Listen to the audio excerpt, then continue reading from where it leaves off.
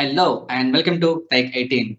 I'm Mohammad Adnan, and in this video we are going to discuss about how you can export your Power BI report values or visuals into a CSV and also an HTML and then send it to other users. If you're new to this channel or if you haven't subscribed yet, just hit the big subscribe button and also press the bell icon to get the latest notifications. Now let's get started. So while I'm sharing this screen, so please make sure this is only applicable for premium capacity and you should have Power BI premium license, premium capacity license, or at least Fabric F64 onwards. All right, this is my sample report which I have, which is regional sales export RLS, which I usually use for this kind of Power Automate Power BI export thing. And here I have a table which is username, region, and sum of sales. So now what I'm planning is I just want to send this information as a kind of HTML inside to the email, as well as I want to export this as a CSV into Power BI. So if you're planning to export the entire Power BI report into CSV, that is not possible because the video which I have made so far exporting into PDF and exporting as a document kind of thing, right? So the PDF alone. So if you're planning for export into PDF, it is just taking the screenshot of your existing thing and then sending it to the email. But if you are planning for export into a kind of CSV, then it is not possible to extract each and every visuals at the time. But there is a way that we need to extract the query of each and every visuals and then use that into Power Automate and export it into CSV, then send it to the user. It will be into different files, not into one single file. Similar case applies to the HTML as well. If you want to send one particular visual, then you can also show it to them. HTML in the sense it is just going to show you in a tabular format. So now you can see we have this user, region, and sum of sales. You can use this into an HTML as well as into CSV. So to go on to this one, first of all, we need a few things, which is I mentioned earlier, like we need to have Power BI premium capacity as well as Fabric F64 onward license. Okay, now we need to open our performance analyzer and then select this particular visual, and then you need to copy your visuals value. I mean, the extract which is coming up here. Right now, I'm using import mode. I can just take this tax query here. So I just use this performance analyzer from this left menu, which is available on the new menu options. And here I use the performance analyzer. You can also use it from the top menu, which you have here view, and you can also enable this performance analyzer. Okay, so now I just open up this table visual and then I clicked on the performance analyzer and start recording and then refresh visuals. Or you can also click on this particular icon, analyze this visual. So it will just give you this information.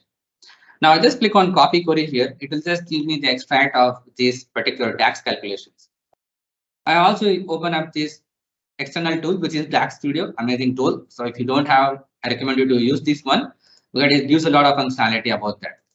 So I'll just click on the new here so that I can connect to my Power BI report, which is this one, and then click on connect. And then I can click on paste here. So this is the query which it has generated. Let me go back again. The query has been copied here and I'm trying to paste. Yeah, this is the one. So now if I directly run this one into DAX Studio, it is giving me this kind of result here. Username, region, is grand total or not, and sum of sales. Because that is how it is available on the Power BI visual. If we go back here, I can see this total here at the end. So that's the reason it has generated here. But if you don't need a total, then you can just click here. I'm just going to give you the CSV and HTML, right? I don't want to give the sum here. So just the total value. So I will just hide these totals from this visual. So here I can go to totals and hide. Now this is simple. Now let's go to performance analyzer again and then click on this icon again.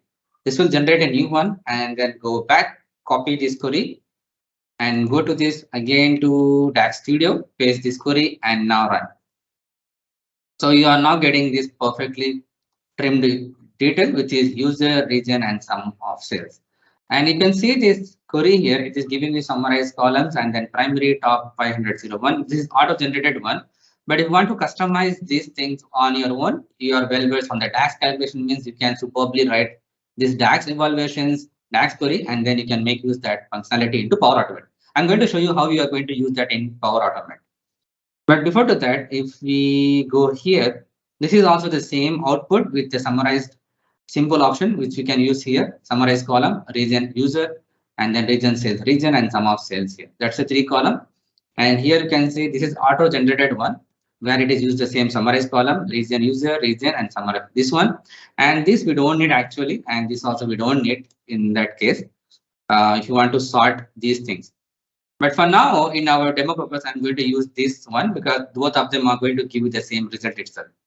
Until this part, both of them are same. It's just the sorting of that it is added into the default query. That's amazing.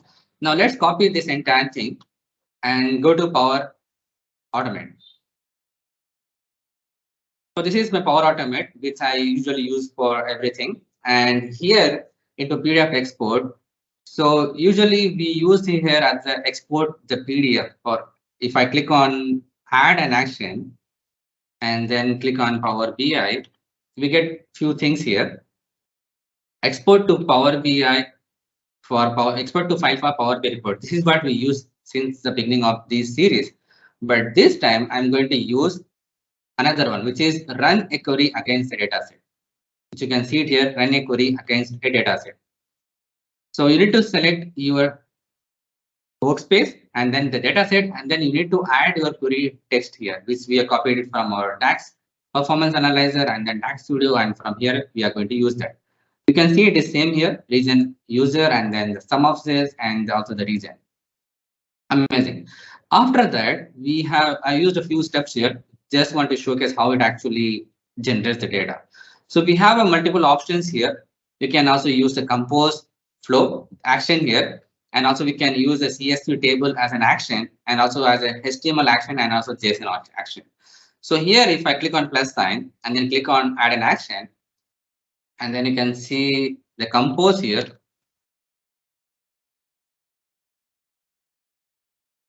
So data operation, we have option about data compose.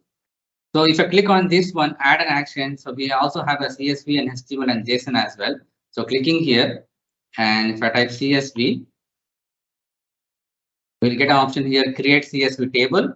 And if I type here HTML, then we'll also get here as data operation. Inside to that, we create HTML table. And similarly, if we use JSON here, we can also export the data into fast JSON. So these 3 things which are actually used on to this one.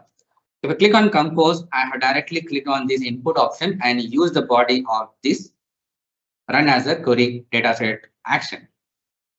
So for this create HTML, create CSV table, we have 2 options here. One is if you click on this one, again the from, so we have option here row, body, and first table rows. So I just want to select the rows from the first table of that query, whatever the result it comes. And here we have columns of automatic and custom. So now if we go back to this DAX Studio, and you can see this name what we have used here as region, and then user within the bracket, and also region sales within the bracket, and sum of sales. So this is how it will come over there, and this will be sum sales. So to avoid that, we can use the custom option here, and then we need to define what are the columns we need from that result. Maybe for our reason, we have returning 5 columns and we just need 3 columns for this particular reason, for this particular requirement. Then we can use custom option and can define the column names here, and then we can pick the name of the column from here. We can't pick the name of the column. It's actually we need to write a custom function, which is basically output of these things. Let me show you that. It is actually you need to, for example, if we want to use a user here, you need to click on this one, and then under expression you need to use item. So we need to define in the expression here like this: item, open and close bracket, and within the square bracket, within the single quote, we need to use this table and the column name. Okay, so similarly, I use the same thing here for create HTML table as well. From I just use the same information which is coming from here. First row as first table rows from run against the data set, and use the same formula which I just mentioned over there. And for JSON, I just used here the first table row and then execute. To be honest, I am not familiar with the JSON format, how it will extract the data. So I just use this first table row and then kept it as a blank and then test this flow. It will throw an error definitely because the format is not mentioned, the schema is not mentioned over there. So I just take the schema output from that result and then paste it over here in the next time. That's how I usually do. And finally, what we have it here, initialize a variable, which I don't think we used here. Yeah, this is for dummy for now.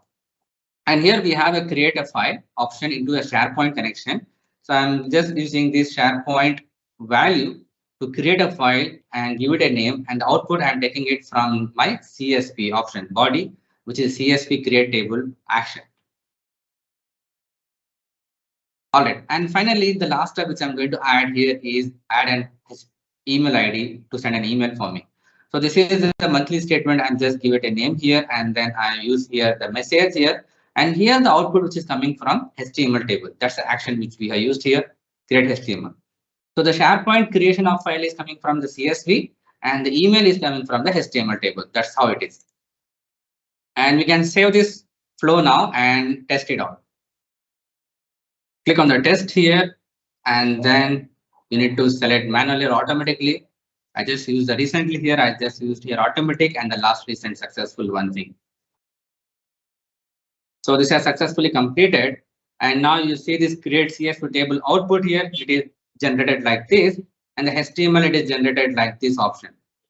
Okay, let's have a look into our SharePoint folder.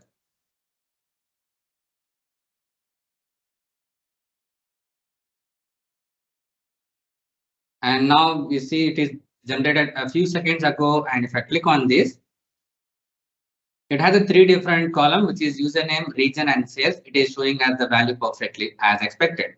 And now let's have a look into our email. Yeah, this is amazing. And now you see this is the email which I got, which is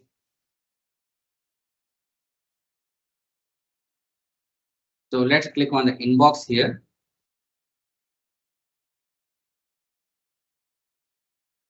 I got this email here, which is just now, and clicking on this one.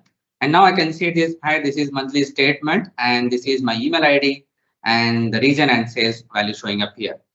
So this is how you can able to export your Power BI as a CSV file, and as well as you can send it via email into an HTML within the email body itself.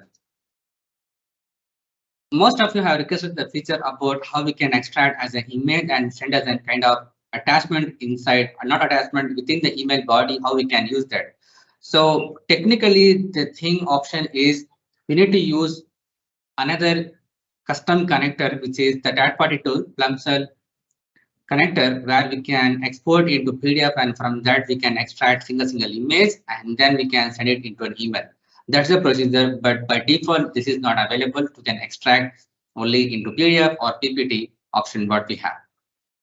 So if you have any other options, please let me know in the comment section below. I think this is the long pending video which I had. So this is what it here. If you like this video, just hit the big thumbs up button. If you're new to this channel or if you haven't subscribed yet, just click on the subscribe button and also press the bell icon to get the latest notifications. But make sure to turn on the notification on your devices. Share it with your friends and colleagues. If you have any queries and feedback, just let me know in the comment section below. Thanks for watching. Keep learning. See you in the next video.